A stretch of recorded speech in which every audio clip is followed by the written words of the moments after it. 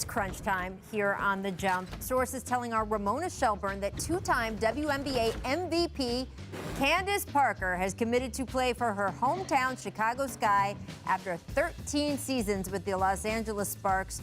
Paul, did you expect to see Parker retire with the Sparks? She's making a move here. Well, she's going home, and unlike myself, when I came home, she has a lot more in the tank. So she actually gets to give her home fans, something to cheer about. Yeah, obviously you thought she would retire Spark. There was some button heads with the head coach and some management, and unfortunately this is the business. So, it's interesting to see who she's going to end up retiring with. Does she sign a 1 year or 1 day situation to retire with the Sparks? Does she just finish in her hometown? Yeah, well, no, she's, according to Ramona, not going to be playing with them this season. Chelsea Gray, as we just heard, also moving on. It'll be very interesting here in Los Angeles. All right, All-Star voting in the NBA opens today. Matt, who is the first-time All-Star you most want to see get named to the team? A guy who hasn't made it before. I wanted to see C.J. McCollum, but he's hurt, so I'm going to go with my Bruin brother, Zach LaVine. Well, you know what? I try not to be biased in all these things, but how can I not be? Jaylen Brown for the Celtics. He's been magnificent on both ends of the court. Without Jason Tatum, he's having an all-star year. He needs to be in there. You fans, if you're watching, vote him in. If not, coaches, you better know what you're doing. Jaylen Brown should be an all-star. Agreed. Lots of interesting choices this year, and they are talking about maybe staging an all-star game in Atlanta, but either way, they are going to have teams of all-stars, so voting is open up today. All the fans can go in there and start casting their ballots. All right, guys, it's time for our League Pass game of the night. Only 4 games on the night.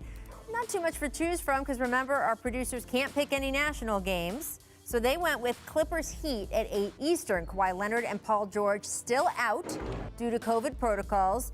Jimmy Butler out for weeks due to the same reason. The good news is the Heat are listing Butler, Goran Dragic, and Tyler Hero all as questionable tonight. The bad news is the Heat are 6-11 on the year. Paul, they are another team like the Wizards who has been really hit by COVID-related absences. Do you think that they have dug too deep a hole for themselves? As great as the Miami Heat were in the playoffs last year, they will not make the playoffs this year, Rach. Whoa! And we saw a play earlier in the show where Jokic got the ball and threw it full court. That's not the Miami Heat team we saw last year.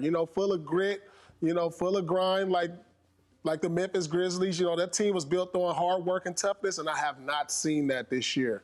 And that's why I don't think they'll make the playoffs. Well, that's a tough call. I mean, this team goes as Jimmy Butler goes, so I don't think it's too late to get going, but it's just depending on Jimmy's health.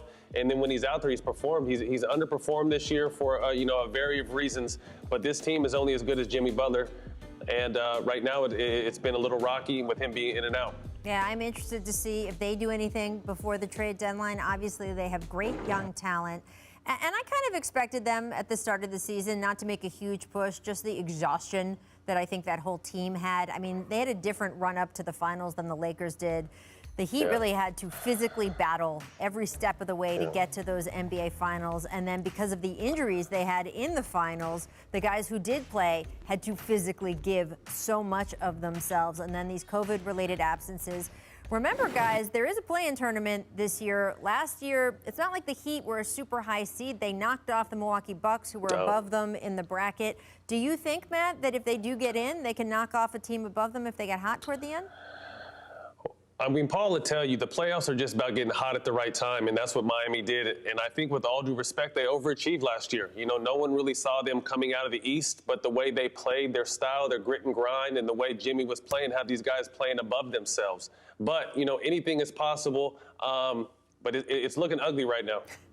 Paul, if they do get in, can you see them making some noise, taking down a higher seed? Of course. I mean, that's all on Jimmy Butler. I mean, he's played spectacular last year. If he can get back to that level, because when he's played this year, he hasn't been that guy. But if he can get back to that level, of course they can. We'll see. Well, he's questionable for tonight. He is the key, as you say, Matt, for that team. We'll have to see who they put on the floor. Thanks to Matt and Paul for joining me, Coach Pat Brooks as well. See you tomorrow. Thanks for watching ESPN on YouTube. For live streaming, sports, and premium content, subscribe to ESPN+.